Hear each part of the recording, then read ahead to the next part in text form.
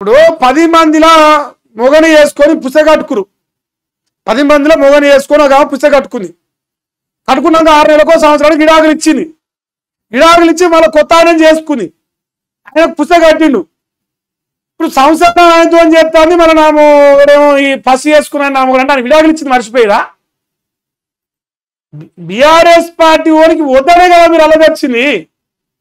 ఆయన భార్య బాగున్నాడు కొడతాను వేరు కదా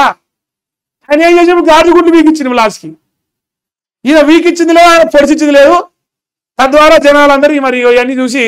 చెమ్మ చెక్క చెమలేసి మొగ్గ అని బాధపడతారు రేవంత్ అని నమ్ముకుంటే బూడిదలో పడతారని గమనించుకోరు ఇక ఎవడన్నా మళ్ళీ దుంకాలనుకుంటే ఇక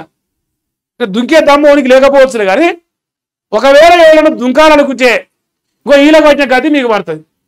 ఇలా బతికెట్టుంది అటు దుంకలే ఇటు దుంకలేరు నడవంతా మునుగుతారు ఇప్పుడు సిగ్గులేక ఇగో మీరు టెక్నికల్గా బీఆర్ఎస్ఏ అది ఎట్లా అంటే మాకు తెలియదు